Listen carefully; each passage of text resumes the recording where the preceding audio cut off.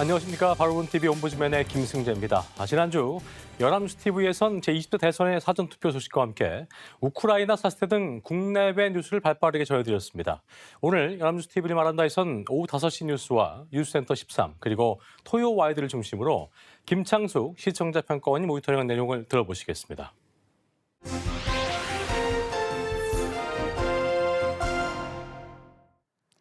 현지 시각으로 지난 2월 24일 새벽 러시아 푸틴 대통령이 군사작전 개시를 선언하면서 우려했던 우크라이나 침공이 시작됐습니다. 이에 서방은 러시아 은행들을 스위프트 결제망에서 배제하고 푸틴 대통령을 직접 제재 리스트에 올리는 등 강력한 제재 조치를 내놨는데요. 서방의 제재가 잇따르자 푸틴 대통령이 핵카드를 꺼내 들었는데 서방은 이를 강하게 비판하며 더 강한 제재 가능성을 시사했습니다. 지난 2월 28일 오후 5시 뉴스에서는 푸틴 대통령의 핵 발언 배경과 국제사회 반응에 대해 보도했습니다.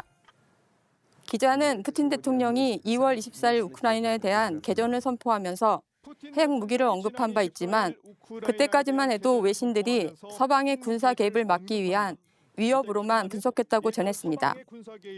그런데 개전 4일째인 28일 푸틴 대통령이 핵무기 운영 부대에 경계태세 강화를 지시하자 서방 제재에 대한 보복이자 우크라이나와의 협상에서 유리한 고지를 점하려는 압박 전술이라고 분석했습니다.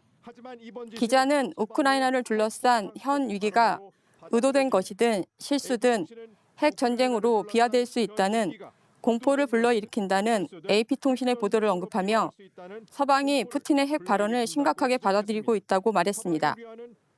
또한 러시아의 핵 위협의 배경에 대해 벨라루스가 자국 영토 내 핵무기를 배치하는 내용의 개헌안을 국민투표에서 통과시켰기 때문에 우크라이나 앞마당에 러시아산 핵무기 배치가 가능해졌다고 설명했습니다. 기자는 이어 영국 일간 가디언이 푸틴 대통령이 서방 진영에 느끼는 피해의식에 주목하며 냉전에 승리한 서방의 적개심을 느끼면서 편집증적 세계관을 일관되게 발전시켜왔다며 옛 소련의 영광 재현의 꿈에 맞닿아 있다고 분석한 내용을 전했습니다. 이에 대해 미국은 차제에 러시아를 국제사회에서 고립시키겠다는 입장이며 보리스 존슨 영국 총리는 푸틴 대통령의 야심은 냉전 이후 질서를 뒤집는 데서 그치지 않을 것이며 이는 유럽 대서양 위기라고 지적했다고 보도했습니다. 2월 28일 오후 1시 뉴스센터 13에서는 서방이 러시아를 스위프트 결제망에서 배제하는 추가 제재안을 발표하면서 미국 지수 선물이 급락하는 등 충격이 전 세계 금융시장에 일파만파로 퍼지고 있는 가운데 국내 경제와 기업에 미칠 여파에 대해 살펴봤습니다. 김대호 경제학 박사는 러시아가 스위프트 결제망에서 배제되면 금융 결제나 대출을 하지 못하고 물건 대금을 주고받을 수 없기 때문에 사실상 모든 경제 거래가 마비되는 조치라고 설명했습니다. 따라서 우리나라가 러시아에 대금을 지불할 방법이 없기 때문에 천연가스나 곡물 수입이 어려워질 수 있고 특히 러시아나 우크라이나 지방에서 원자재를 수입해 오던 우리나라 기업들이 피해를 볼 수 있는 상황이라고 말했습니다.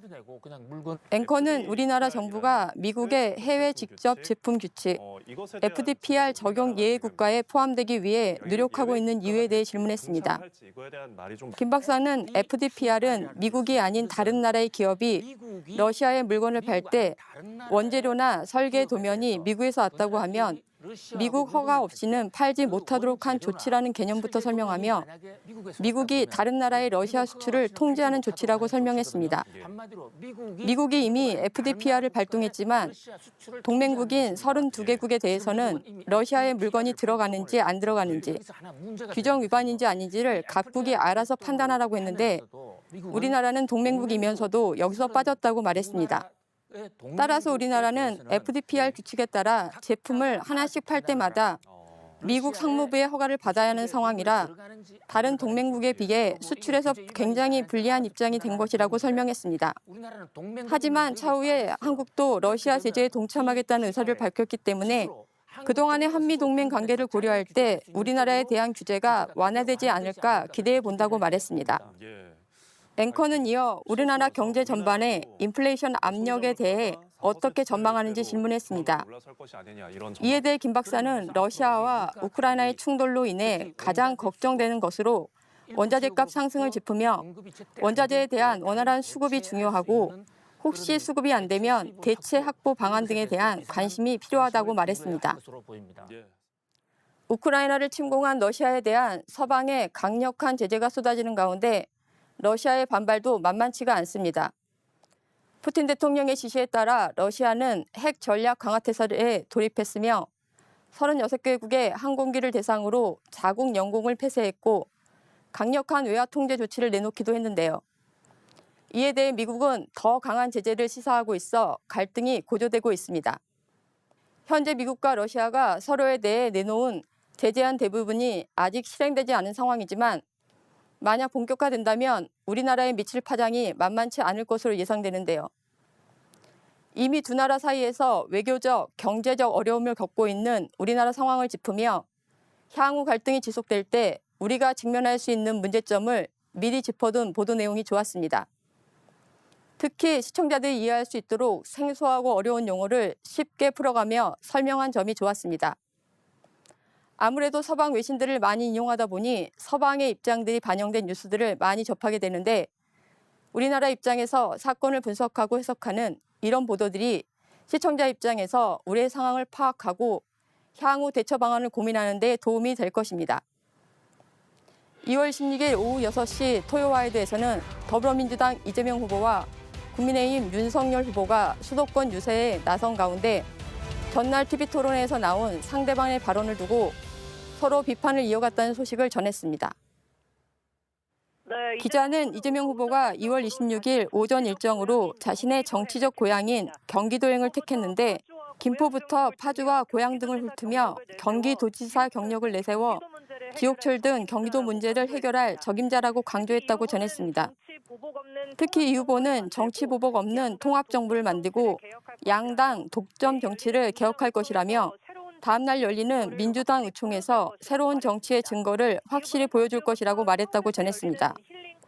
윤석열 후보는 앞서 인천 연수구에서 첫 유세를 시작하며 민주당이 최근 내세우는 선거제도 개혁은 물타기 시도에 불과하다고 비판하며 먼저 정권을 교체하고 협치하겠다는 뜻을 밝혔다고 전했습니다.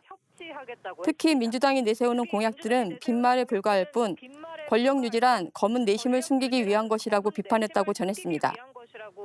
앵커는 양당 후보들이 전날 있었던 TV 토론회에서 나온 발언들을 놓고 어떤 공방을 이어가고 있는지 질문했습니다. 이에 대해 기자는 이재명 후보는 오전 유세에서 윤석열 후보가 전날 TV 토론회에서 한미일 동맹 관련해서 일본이 유사시에 한반도로 들어올 수 있다는 취지의 발언을 한 게 아니냐고 주장하며 문제 삼았다고 답했습니다. 그러면서 3.1절이 얼마 남지 않았는데 유관순 선생의 미안해서라도 그런 말은 못할 것 같다고 윤 후보를 직격했고 민주당 역시 브리핑을 통해 반역사적, 반민족적, 반국민적 망언이라며 망언을 철회하고 국민 앞에 사죄하라고 가세했다고 전했습니다. 반면 윤 후보 측은 발언을 왜곡해 반일 감정을 부추긴다고 반발하며 이 후보의 안보관을 지적했다고 말했습니다. 이 후보가 우크라이나 사태가 초보 대통령 탓이라는 취지의 발언을 했다며 외국 지도자를 대한민국 선거판에 호출해서 모욕하는 사람이 외교 안보를 잘할 수 있겠냐고 비판했다고 보도했습니다. 그러면서 다시 한번 대장동 의혹의 몸통은 이 후보라고 주장하며 나라를 맡기는 건 늑대에게 어린 자녀를 맡기는 것이라고도 했다고 전했습니다. 2월 27일 오전 9시 일요와이드에서는 제20대 대통령 선거가 열흘 앞으로 다가온 가운데 양당의 후보가 여전히 팽팽한 접전을 이어가고 있다고 보도했습니다. 기자는 상대 후보를 향한 공세가 더욱 거칠어지는 상황을 전하며 대선을 열흘 앞두고도 한 치 앞도 내다볼 수 없는 초박빙 판세가 이어지고 있기 때문이라고 설명했습니다. 실제로 지난 24일 발표된 리얼미터 조사에서는 윤석열 후보가 41.9%, 이재명 후보가 40.5%의 지지율을 기록한 반면 그 다음 날 공개된 한국갤럽 조사에서는 이 후보가 38%, 윤 후보가 37%의 지지율을 기록한 여론조사 결과를 제시하며 두 후보 간의 우열을 가리기 힘든 상황임을 보여줬습니다. 따라서 각 캠프 내 긴장감이 높아지고 있다며 민주당은 선대위를 비상체제로 전환하고 우상호 총괄 선대본부장은 당사에서 숙식하며 대선 관련 상황을 실시간으로 챙기고 있다고 보도했습니다. 국민의힘 역시 선대위 내부의 단일 대우를 강조하는 한편 권현세 선대본부장이 당원들에게 문자 메시지를 보내 말과 행동에 각별한 주의를 기울여달라고 당부했다고 전했습니다. 대선 후보 법정 TV 토론이 모두 마무리가 됐습니다. 이번 선거의 경우 양당 후보가 워낙 지지율에서 박빙을 보이고 있어 선거 결과를 예측하기 어려운 가운데 TV 토론이 끝날 때마다 후보들의 발언이 문제가 되기도 했는데요. 이어진 유세 현장에서 후보들은 상대 후보의 발언을 문제 삼아 비판 수위를 높이는 모습을 보였고 여러 언론들이 이를 보도하다 보니 유권자들은 상대방을 비꼬는 후보자들의 같은 소리만 반복해서 듣고 있는 상황입니다. 정작 TV 토론을 바라본 유권자들의 반응은 여론조사 수치로만 확인할 수 있어 아쉬웠습니다. 유권자들의 생생한 반응을 들어볼 수 있는 보도들이 더 많이 필요하다고 생각합니다. 또한 TV 토론에서의 문제점이 개선될 수 있도록 토론 진행 방식이 적절했는지, 진행자의 진행은 공정했는지, 중요한 의제들이 충분히 논의되었는지에 대한 시청자들과 각 분야 전문가들의 평가도 전달할 필요가 있습니다.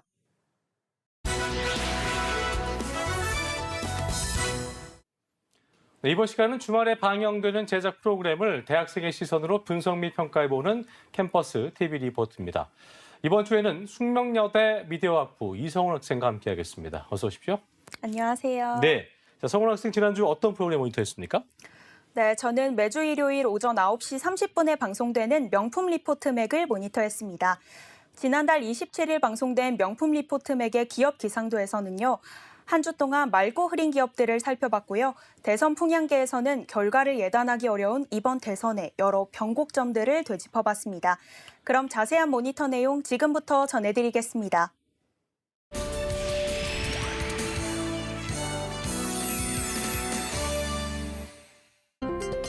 방송은 동유럽의 전운으로 세계적 공급 차질 가능성에 세계가 신경을 곤두세웠던 한 주였다며 시작합니다. 맑고 흐린 기업 찾아 기업 기상도 출발합니다. 첫 번째 맑은 기업은 대한항공이 꼽혔는데요. 아시아나 인수 완료까진 갈 길이 멀지만 그래도 공정거래위원회에서 인수 승인이 났기 때문에 큰 산을 하나 넘었다고 합니다. 관건은 아직 심사 중인 미국, 유럽이 더 센 조건을 달거나 불승인하는 걸 막는 거라고 전했습니다. 오리온 역시 맑은 기업의 이름을 올렸는데요. 일찌감치 해외 시장을 뚫은 덕에 세계 12위, 아시아 1위 과자업체에 올랐다고 합니다. 작년 매출 세계 100대 제과업체를 가려보니 2조 3천억 원대 매출을 낸 오리온이 2계단 뛴 12위, 무려 아시아 1위에 올랐다고 합니다. 24위 롯데 제과죠. 오리온의 대표 상품인 초코파이만 작년 매출이 5천억 원대라는 이야기에 초코파이의 인기가 아직도 대단하다는 걸 체감했습니다. 첫 번째 흐린 기업은 한국전력입니다. 고유가 직격탄에 작년 영업 손실만 물경 6조 원에 육박했다는데요. 2008년 금융위기 때도 손실이 2조 8천억 원인데 재작년 코로나발 유가 폭락에 4조대 영업이익까지 바로 덤붙여 토해냈다며 연평균 유가가 우크라이나 사태까지 겹쳐 올해가 더 걱정이라고 합니다. 다음은 요즘 가장 뜨거운 이슈를 다룬 대선 풍향계입니다. 방송은 작년 말부터 몇 번이나 출렁인 판세가 선거를 앞둔 지금까지도 안개 속이라며 이번 선거의 변곡점들을 되짚어보겠다는 말로 시작합니다. 그 누구도 결과를 장담할 수 없습니다. 한국갤럽 최근 조사에서는 이재명 후보 38%, 윤석열 후보가 37%의 지지율을 기록했다는데요. 전주만 해도 윤 후보가 오차 범위 밖에서 앞섰지만 이 후보는 4%포인트 오르고 윤 후보는 4%포인트 하락하면서 다시 경합 상태가 됐다고 합니다. 다른 여론조사에서도 역시 전주 9%포인트까지 벌어졌던 두 후보의 격차가 2%포인트로 줄었다는데요. 2%포인트로 줄었습니다. 이런 예측 불가 흐름은 선거 레이스가 시작된 뒤부터 현재까지 이어지고 있다고 합니다. 후보 등록 이후 12월 중순 두 후보 모두에게 악재가 터졌는데요. 비슷한 시기에 이재명 후보는 아들의 불법 도박과 성매매 의혹이, 윤석열 후보는 부인 김건희 씨의 허위 이력 의혹이 도마에 올랐다고 합니다. 이 후보가 즉시 머리를 숙인 반면 윤 후보 측 김건희 씨는 12일 만에 대국민 사과에 나섰다고 합니다. 대국민 사과에 나섰습니다. 게다가 당시 이준석 대표와 조수진 최고위원관 고성이 오가고 김종인 총괄 선대위원장의 약발도 듣지 않는 등 내홍이 최고조에 달할 때였다는데요. 최고조에 달할 때였죠. 이에 정권 교체 열망표가 국민의당 안철수 후보에게로 쏠리기 시작했다고 합니다. 당시 이재명 후보는 경선 경쟁자 이낙연 전 대표와 광주에서 손을 맞잡고 순항을 이어갔는데요. 결국 윤석열 후보는 선대위 해산, 김종인과 결별이라는 결단을 내렸고 이준석 대표와도 화해하며 당내 갈등을 정리하는 모습을 보였다고 합니다. 이후 또 한 번의 출렁임이 일어났다는데요. 돌아섰던 보수 민심이 다시 국민의힘으로 향한 겁니다. 치고 올라오는 윤석열 후보와 야권 단일화라는 거대 변수에 민주당은 승부수를 띄우며 3040 장관 등용, 송영길 대표 불출마 선언 등 정치 쇄신을 꺼내들었다고 합니다. 정치 쇄신을 꺼내든 겁니다.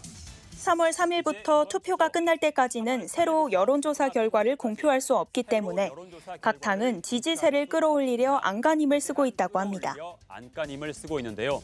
워낙 흐름이 많이 바뀌었고 남은 의혹과 변수가 존재하기 때문에 투표함의 뚜껑이 열리기 전까지 어느 쪽이 승부할지 가늠하기 쉽지 않다는 말로 방송은 마무리됩니다. 지금까지 대선 풍향기였습니다. 자, 모니터한 내용 잘 봤습니다. 대선이 며칠 남지 않은 상황에서 여러 가지 변곡점들을 다시 짚어봤는데요. 서원 학생은 이번 명품 리포트 맥에서 어떤 점이 가장 인상 깊었습니까? 네, 저는 대선 레이스가 시작된 후부터 정신없이 바뀌어온 여론의 흐름을 전체적으로 정리해준 면이 좋았는데요. 예. 아무래도 여야의 사전 여론조사 결과가 크게 차이가 나지 않고 또 단일화나 여러 의혹들이 불거져서 많이 엎치락뒤치락했는데 이런 흐름을 처음부터 차근히 짚어준 면에서 꼭 필요한 방송이 아니었나 싶습니다. 네, 저도 공감을 합니다. 자, 지금까지 숙명여대 미디어학부의 이성훈 학생과 함께했습니다. 오늘 말씀 고맙습니다. 고맙습니다.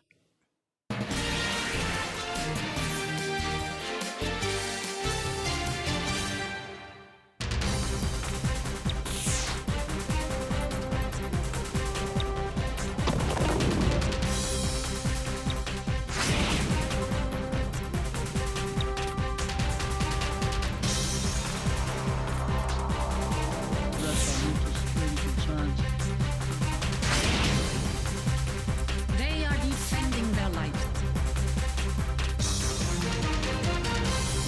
Russia's Vladimir Putin sought to shake the very foundations of the free world, thinking he could make it bend to his menacing ways. But he badly miscalculated.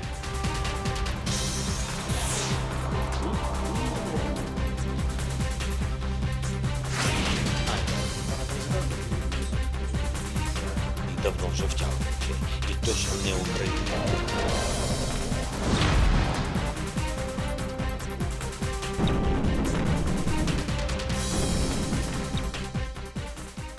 러시아의 침공으로 인해 우크라이나의 인적 희생과 물적 피해가 커지고 있습니다. 우크라이나 사태가 긴박하게 돌아가면서 국제 정세 또한 요동치고 있는데요.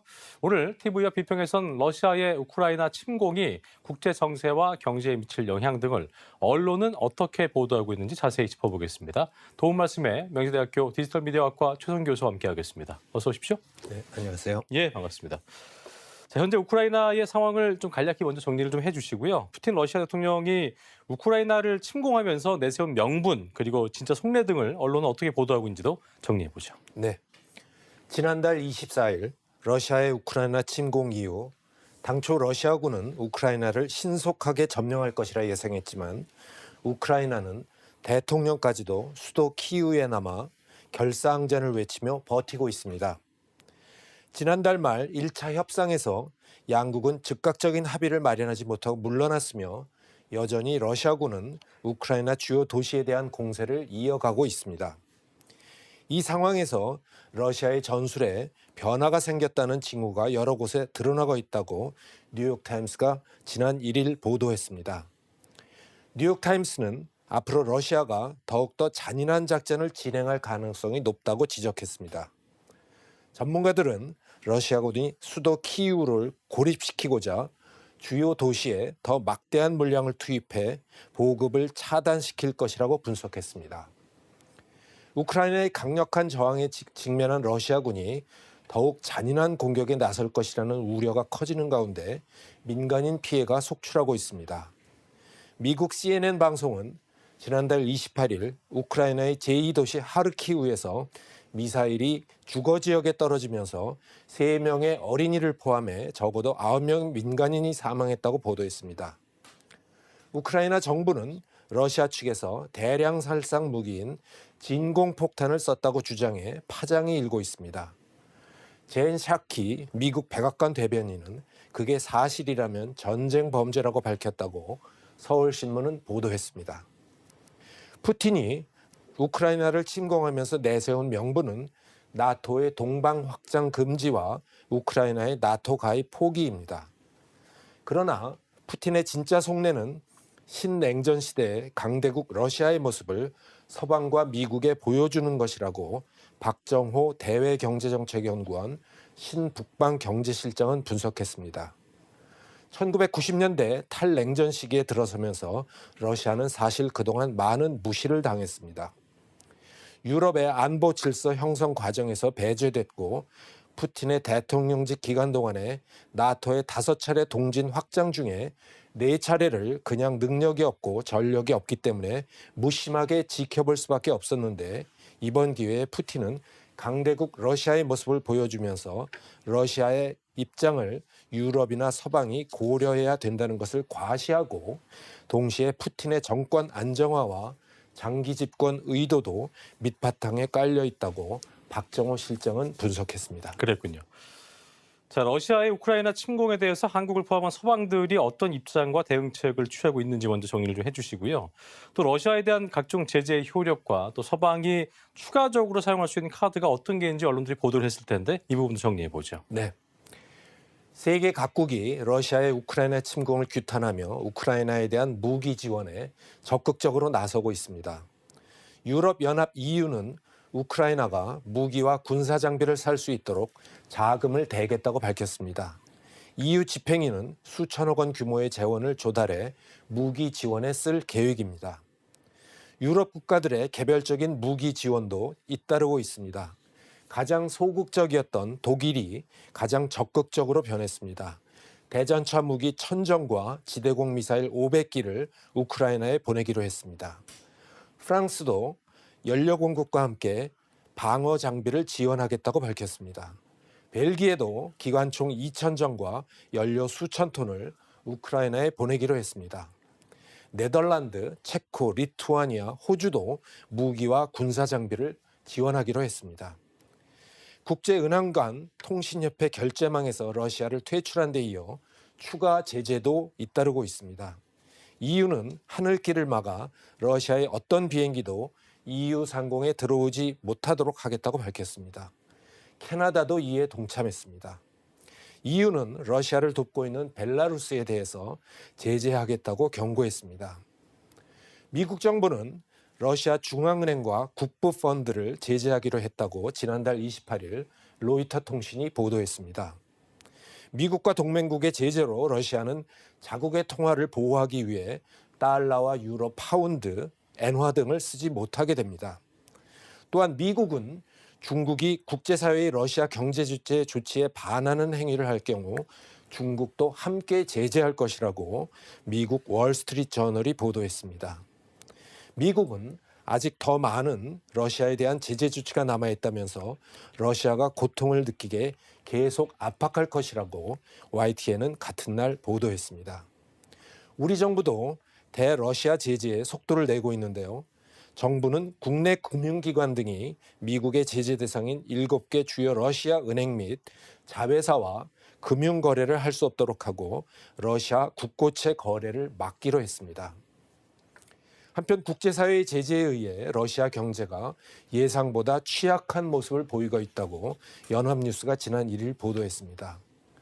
러시아는 당초 충분한 외환 보유고를 바탕으로 외부의 경제 제재에 어느 정도 버틸 수 있는 기초 체력을 가진 것으로 평가됐습니다. 그러나 정작 국제사회가 러시아 은행들을 국제금융결제망에서 배제하기로 하는 등 제재의 수위를 높이자 루블화의 가치는 역대 최저 수준으로 하락했습니다. 러시아 중앙은행이 기준금리를 9%에서 20%로 대폭 인상했지만 금융시장의 불안은 계속되고 있습니다. 우크라이나 침공에 대한 서방의 대러시아 제재가 잇따르자 푸틴 러시아 대통령은 핵 위협 카드를 꺼내들었습니다. 푸틴 대통령은 지난달 27일 TV 연설에서 핵 억지력 부대의 특별 전투 임무 돌입을 국방부 장관과 총참모장에게 지시했다고 밝혔다고 연합뉴스가 보도했습니다. 이에 대해서 미국과 나토는 결코 받아들일 수 없으며 무책임하고 위험한 행동이라고 강하게 반발했습니다. 그랬군요. 자, 세계은행 등이 러시아의 침공이 글로벌 경제 회복에 상당한 파장을 줄 수 있다 이렇게 경고를 했는데요. 이번 사태가 우리 경제와 전 세계 경제에 미칠 영향 등에 대해서 언론은 어떻게 보도를 했습니까? 네, 미국이 러시아를 국제 금융 결제망에서 퇴출시킨 데 이어 에너지 제재 카드도 만지작거리고 있다고 아시아 경제가 지난달 28일 보도했습니다. 협상과 동시에 핵 위협을 불사하는 러시아를 한층 더 압박하기 위한 카드인 것으로 보입니다. 우크라이나를 둘러싼 불확실성이 연일 고조되면서 글로벌 경제는 그야말로 카오스 상태로 들어섰다고 아시아 경제는 내다봤습니다. 지난달 27일 백악관에 따르면 조 바이든 미국 행정부는 전 세계 주요 은행과 금융회사 11,000여 곳이 이용 중인 스위프트 결제망에서 러시아를 배제한 데 이어 단계적 제재 강도를 높이고 있습니다. 젠 샤키 미국 백악관 대변인은 전날 ABC 방송에 출연해 모든 것이 테이블 위에 올려 있다면서 향후 에너지 제재 가능성을 시사했습니다. 이는 푸틴 대통령이 이날 서방의 대대적인 제재에 맞서 핵 위협 카드를 꺼내든 것과 무관하지 않습니다. 글로벌 금융시장은 요동치고 있습니다. 지정학적 리스크가 높아지며 당장 국제 유가부터 치솟았습니다. 스위프트 제재 등의 여파로 러시아 주요 원자재 수출에 차질이 예상되며 유가 상승 압박을 더 키운 것으로 분석됩니다. 코로나19로 한 차례 충격을 받았던 글로벌 공급망도 우크라이나 사태로 회복이 늦춰질 것으로 보인다고 아시아 경제는 내다봤습니다. 서방 세계의 대러시아 경제 금융 제재가 본격화하자 국내 경제와 산업계에 미칠 악영향에 대한 우려도 커지고 있습니다. 전문가들은 자동차와 반도체 등 국내 제조업체들의 피해는 물론이고 국제 교역 감소에 따른 수출 피해, 원자재 가격 상승을 통한 국내 인플레이션 압력 고조 등 전방위적 부작용을 경고하고 있다고 이데일리는 보도했습니다. 예. 자, 일각에선 북한이 앞으로 핵무기 개발을 더욱더 정당화할 것이라는 전망을 내놓고 있는데요. 우크라이나 사태가 한반도와 국제 정세에 미칠 영향 등에 대해서 언론이 어떻게 보도했는지 정리를 좀 해주시고요. 또 바람직한 보도 자세도 짚어주시죠. 네. 우크라이나가 핵을 포기했기 때문에 침공을 받게 됐다는 지적은 타당하지 않다고 경향신문은 지난 1일 보도했습니다. 우크라이나가 갖고 있던 핵무기는 옛 소련이 전략적 이유로 배치한 것이기 때문에 그 소유권은 러시아에 있습니다. 우크라이나는 소련 해체 과정에서 뜻하지 않게 핵무기라는 점유 이탈물을 습득한 상태로 독립하게 된 것이지 안보를 위해 핵을 보유한 것은 아니라는 것입니다. 무엇보다 우크라이나는 당시 핵무기를 유지 관리할 능력도 의사도 없었습니다. 우크라이나는 자신들이 가질 수 없는 물건을 원 소유자에게 돌려주고 경제적 대가를 받은 것뿐입니다. 우크라이나가 침공을 당한 것은 지정학적 위치 때문이지 핵무기가 없기 때문이 아니라고 경향신문은 덧붙였습니다. 하지만 우크라이나 사태를 통해 핵에 대한 북한의 집착이 더 커질 수밖에 없다는 점을 감안하면 북한의 핵 포기는 그만큼 어려워졌다고 경향신문은 내다봤습니다. 러시아의 우크라이나 침공은 2차 세계대전 이후 유지돼 왔던 국제 질서에 무력으로 현상 변경을 가하려는 시도라고 볼 수 있습니다. 냉전 종식 이후 미국 주도로 이루어져 왔던 자유민주주의와 시장 경제의 국제 질서가 중국의 부상에 이어 러시아의 공세적 재편 시도로 새로운 단계를 맞고 있습니다. 따라서 이번 사태는 우크라이나와 동유럽 일부에 국한된 문제가 아니라 전 세계 어느 나라도 그 여파에서 자유로울 수 없는 국제정치적으로 매우 심각한 사안으로 다가올 것입니다. 언론은 향후 이런 국제정치적 관점에서 우크라이나의 침공에 대해 관심을 갖고 보도해야 할 것입니다. 예, 지금까지 명지대학교 디지털미디어학과 최성 교수와 함께 우크라이나 사태에 대해서 자세히 짚어봤습니다. 오늘 말씀 고맙습니다. 자, 저희 옴부즈맨 제작진은 여러분의 다양하고 소중한 의견들을 기다리고 있습니다. 방송을 보시고 느낀 소감을 연합뉴스TV 홈페이지 내 시청자 게시판이나 SNS로 보내주시면 됩니다. 저희는 다음 주 시간에 다시 인사드리겠습니다. 여러분 고맙습니다.